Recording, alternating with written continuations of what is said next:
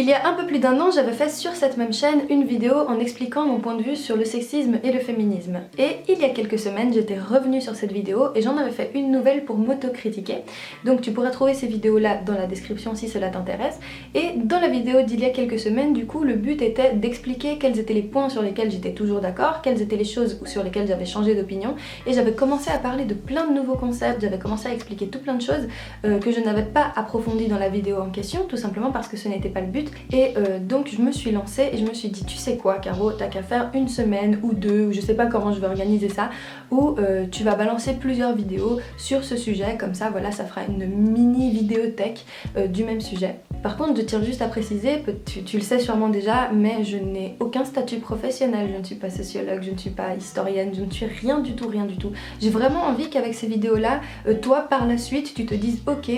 j'ai des points d'interrogation dans ma tête et je vais chercher des réponses par moi-même, parce que je ne suis pas une encyclopédie, aucun être humain sur Terre ne pourra répondre à toutes tes questions et dans tous les cas, je n'ai pas les qualifications adéquates pour expliquer tout de A à Z par rapport à cette discrimination. Donc vraiment, j'ai juste envie de te partager qu'est-ce que j'ai appris, en quoi ça m'a fait réaliser des choses et essayer de faire en sorte que chez toi ça crée aussi des interrogations, que ça te lance une réflexion. Alors souvent on entend parler de sexisme et de féminisme à tout va d'une façon très maladroite, notamment sur les réseaux sociaux. On sait pas trop de quoi on parle, on a la sensation que le sexisme c'est un concept inventé par des meufs un peu vénères qui n'avaient rien d'autre à faire que de s'inventer des problèmes. Je dis pas ça parce que ça me fait marrer, c'est que c'est vrai, il y a beaucoup de personnes en fait qui pensent ça, qui pensent vraiment en fait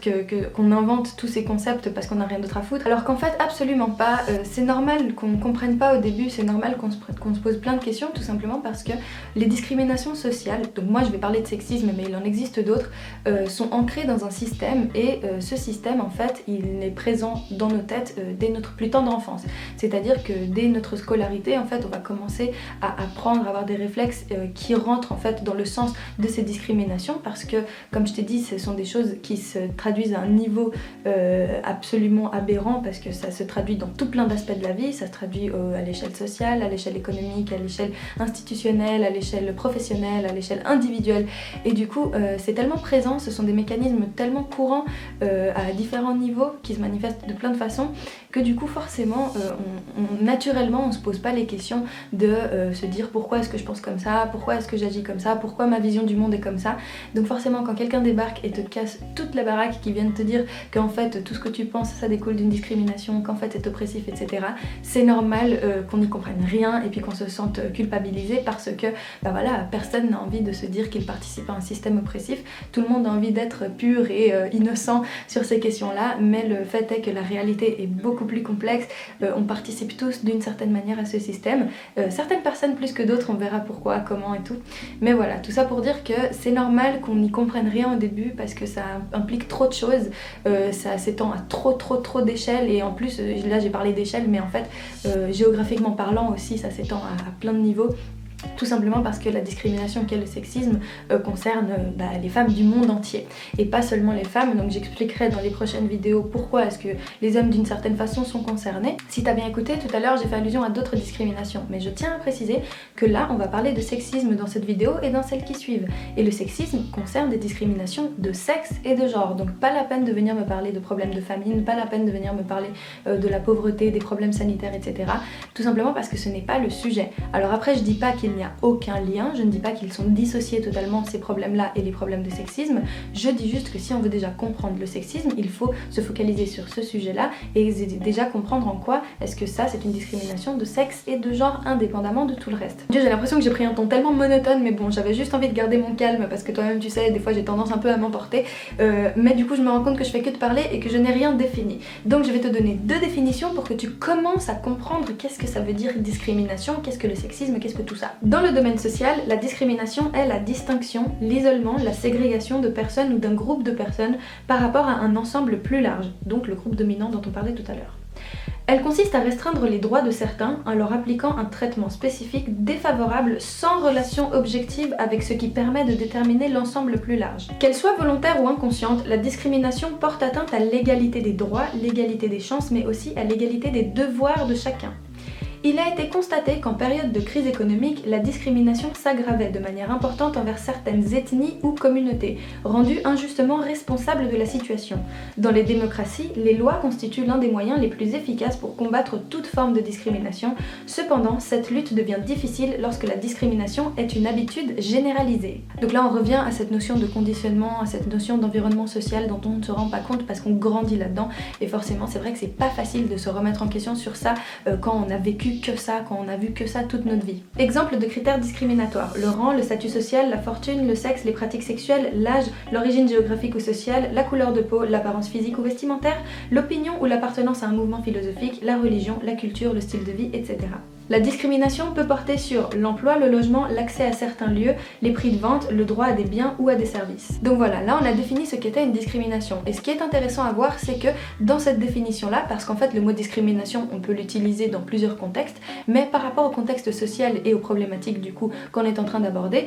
ça souligne très bien l'aspect systématique et institutionnel de la chose. Qu'est-ce que ça veut dire? Ça veut dire qu'en fait, une discrimination, ce n'est pas juste d'un individu à un autre individu qui va du coup le rejeter. C'est-à-dire que, je sais pas, Pierre peut détester Paul et Pierre peut rejeter Paul, donc le discriminer pour une raison X ou Y. Mais lorsqu'on va parler de discrimination sociale, on ne va pas parler d'individu, on va parler de système. En gros, on va pas parler de problème d'individu à individu, ça s'appelle une discrimination individuelle du coup, mais une discrimination individuelle n'est pas représentative et n'est pas forcément fidèle à la discrimination systématique. C'est-à-dire que le système se manifeste dans les entreprises pour le professionnel, dans l'industrie du logement, dans l'État, dans les forces publiques, enfin bref, tout ce qui constitue notre société d'un point de vue structurel. Il y a une réelle différence entre des oppressions par rapport à un système, par rapport à un gouvernement, et des oppressions de personne à personne qui ne sont pas forcément représentatives de ce gouvernement. Là, on a défini ce qu'était le sexisme comme discrimination, mais maintenant la question se pose: pourquoi cette discrimination existe? Est-ce que c'est juste les êtres humains qui ont décidé de se taper dessus et d'être discriminatoires pour un oui ou pour un non? Non. Alors certes, peut-être qu'il y a quelque chose de naturel chez l'être humain que de vouloir rejeter celui qui ne lui ressemble pas, mais là il ne s'agit pas de ça, on parle pas juste de rejet, on parle carrément de système dangereux, parce que lorsqu'on parle de sexisme, on parle aussi de féminicide, on parle de viol, on parle d'harcèlement, on parle de problèmes très très graves, on parle d'excision, on parle de...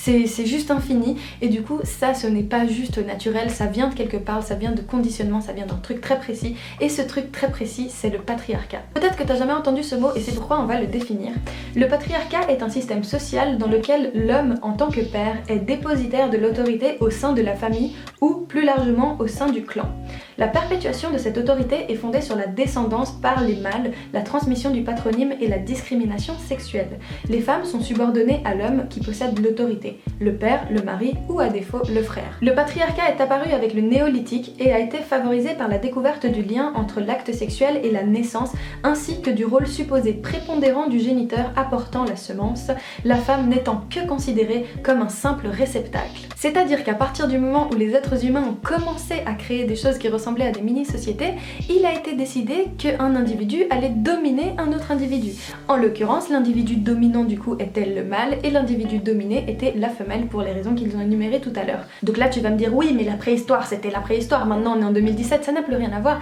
Mais c'est ça qui est malheureux, c'est qu'en fait oui, ça a tout à voir. Parce que nous on est les descendants d'autres personnes qui sont les descendants d'autres personnes qui sont les descendants d'autres personnes. Et les premiers hommes, c'est eux qui ont créé les premières civilisations. Et en gros, ce sont des hommes qui ont créé une société pour les hommes, par des hommes. Alors oui, les êtres humains ont évolué d'une façon phénoménale sur plein d'autres aspects, mais l'idée comme quoi par rapport à ton sexe tu es plutôt dominant, autoritaire, tu es plutôt celui qui mène, elle est encore très présente et elle se manifeste, comme je l'ai dit tout à l'heure, à plein d'aspects de la vie qui sont très problématiques. Et même en 2017, même dans un pays comme la Suisse où j'habite moi, il y a encore des choses qui sont à travailler par rapport à ce problème. Donc c'est pour te dire en fait à quel point c'est quelque chose d'ancré, à quel point c'est quelque chose qui a été établi et perpétué parmi les années, au fil des années. Bref, au fil de milliers d'années en fait. Et c'est là où tu vois qu'il y a une dimension historique et géographique à la chose, et ça explique en fait pourquoi est-ce que le monde entier est concerné par cette discrimination. Alors après je dis pas, il y a sûrement des zones géographiques où peut-être qu'ils ont renversé le système, peut-être qu'en fait il y a même des sociétés qui sont matriarcales, tu vois, où c'est les femmes qui dominent. Mais comme je l'ai dit tout à l'heure, ce n'est pas représentatif de la réalité globale de notre chère petite planète Terre, tout simplement parce qu'il suffit de t'informer un petit peu et d'ouvrir un peu tes yeux pour constater que encore dans beaucoup trop de pays dans le monde, sur beaucoup trop d'aspects, ce sont les hommes qui prennent les décisions pour les femmes qui obéissent. Là du coup on a parlé de comment s'est installé le système, alors évidemment d'une façon non professionnelle avec mes mots de meuf de 20 ans, mais tu peux déjà voir que c'est assez complexe alors que je suis même pas rentrée dans les détails et évidemment je ne les ai pas tous, mais je n'ai pas parlé encore des mécanismes du coup qui permettaient à ce système de continuer d'exister, parce que tu vas me dire bon bah si c'est si problématique, si ça fait autant chier, pourquoi est-ce que ça existe toujours? Et ben justement on va aborder tout ça dans les prochaines vidéos et on va expliquer comment est-ce qu'en fait à partir de l'éducation, à partir du genre, à partir de plein d'autres choses, on a réussi à laisser que cette merde soit installée dans notre société. Voilà pour cette première vidéo, j'espère qu'elle t'aura plu, j'espère qu'elle aura pu t'intéresser et créer quelques points d'interrogation dans ta tête. Si tu as des questions auxquelles tu n'as pas de réponse, je t'invite très fortement à regarder sur Google, à lire des articles, à lire des livres, à faire bref, à faire tes propres recherches parce que internet regorge de plein d'informations à ce sujet. D'ailleurs, je ne suis pas la première meuf de YouTube à parler de ces sujets-là, donc tu peux regarder d'autres vidéos qui parlent de la même chose. Je vais m'en aller, on se revoit dans une prochaine vidéo, d'ici là prends soin de toi et n'oublie jamais que je t'aime très fort. Ciao ciao!